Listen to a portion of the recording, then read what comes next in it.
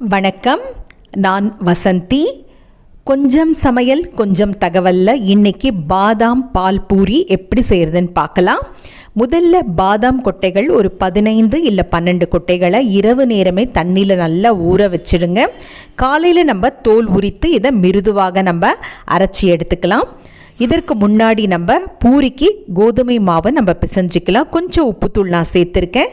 லேசாக தண்ணி தெளித்து இந்த பூரி மாவை நம்ம பிசைஞ்சிப்போம். ரொம்ப சப்பாத்திக்கு பிசைகிற மாதிரி ரொம்ப இலக்கெல்லாம் நம்ம பிசையக்கூடாது, எண்ணெய் நிறைய குடிக்க ஆரம்பிச்சிடும். அதற்காக ரொம்ப கெட்டியாகவும் பிசையாதீங்க, வெடிப்பு விட்டு அது ஒரு மாதிரி விரைச்ச மாதிரி நல்லா இருக்காது. இந்த அளவுக்கு நீங்கள் பிசைஞ்சு ரொம்ப நேரம் ஊற வைக்காதீங்க, ஒரு 10 நிமிடம் ஊறினால் போகிறோம். நிறைய நேரம் ஊறுச்சுன்னா எண்ணெய் நிறைய குடிக்க ஆரம்பிச்சிடும்.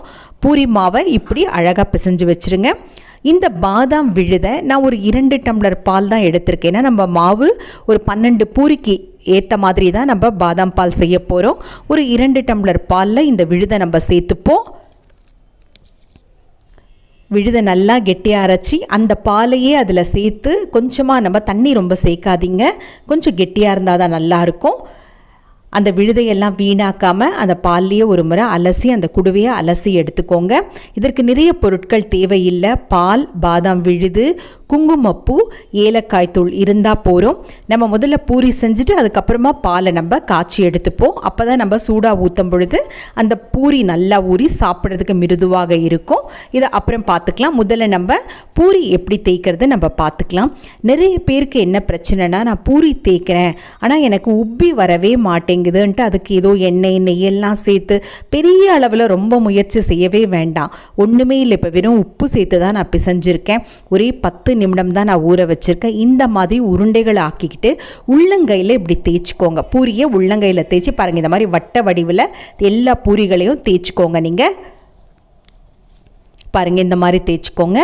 தேய்ச்சிட்டு மாவில் தொட்டு, மாவு கூட நிறைய போட்டு நீங்கள் தொட்டு பண்ணிடாதீங்க. செஞ்சிங்கன்னா எண்ணெயில் கருப்பாக அந்த மாவெல்லாம் இறங்கிடும்.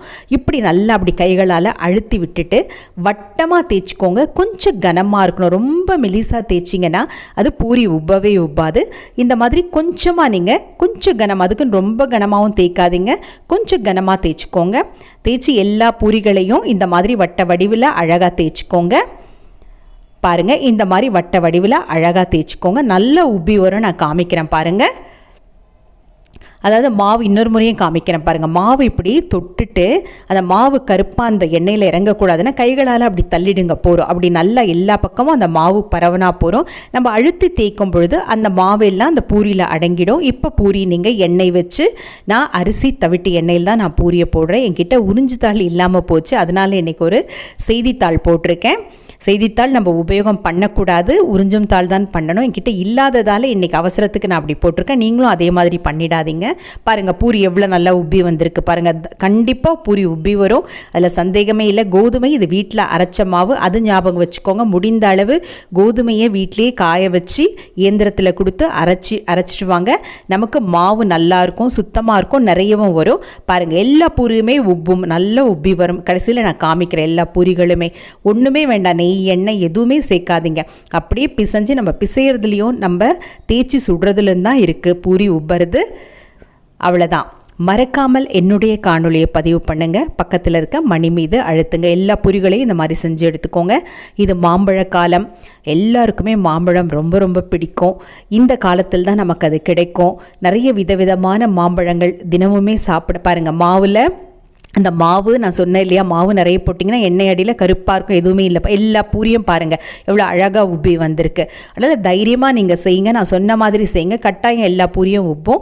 இப்போ பால் நம்ம பாதாம் விழுதோடு சேர்த்தது பால் இப்போ வச்சிட்டோம். சூடான பிறகு நம்ம சர்க்கரையும் குங்குமப்பூவும் சேர்த்துக்கலாம். மாம்பழம் நம்ம சாப்பிட்றதுக்கு முன்னாடி ஒரு அரை மணி நேரம் சர்க்கரை நான் சேர்க்குறேன். சர்க்கரை ஒரு 5லேருந்து 6 தேக்கரண்டி அளவு சேர்த்துருக்கேன். நீங்கள் பார்த்து சேர்த்துக்கோங்க, குறைவாக இருந்தால் கொஞ்சம் சேர்த்துக்கலாம் கூட. மாம்பழம் நம்ம சாப்பிட்றதுக்கு முன்னாடி குறைந்தபட்சம் ஒரு அரை மணி நேரமாவது, இப்போ ஏலக்காய் தூளும் குங்குமப்பூவும் நான் சேர்த்துட்டேன். இப்போ இறக்கிடலாம். நம்ம அரை மணி நேரம் தண்ணியில் நல்லா போட்டு வைங்க. ஏன்னா எல்லோரும் கல் வச்சு பழுக்க வைக்கிறது, நிறைய ரசாயனங்கள் கலக்கிறது எல்லா இடத்துலையுமே நடக்குது. அது தவிர்க்க முடியாத ஒரு விஷயமாயிடுச்சு. அதனால் கட்டாயமாக இப்போ இந்த பாலை நல்லா சூடாக இருக்கும் பொழுதே அந்த பூரி மேலே ஊற்றுனீங்கன்னா தான் அது நல்லா மிருதுவாக அதில் ஊறி சாப்பிட்றதுக்கு ரொம்ப சுவையாக இருக்கும். மாலை நேரங்களில் குழந்தைகள் வரும் பொழுது காலைல மீந்து போன பூரியை கூட நீங்கள் இந்த மாதிரி செஞ்சு ஒரு மாலை நேர சிற்றுண்டியாக கொடுத்தீங்கன்னா குழந்தைகள் ரொம்ப விரும்பி சாப்பிடுவாங்க. பாருங்கள், ஊறின பிறகு இந்த மாதிரி வந்திருக்கு. மாம்பழம் நான் சொன்ன மாதிரி தண்ணியில் ஊற வச்சு அரை மணி நேரம் கழித்து நீங்கள் நறுக்கி நீங்கள் உபயோகம் செய்யுங்க. நமக்கு வயிற்று வலி இருக்காது. மீண்டும் சந்திப்போம். நன்றி, வணக்கம்.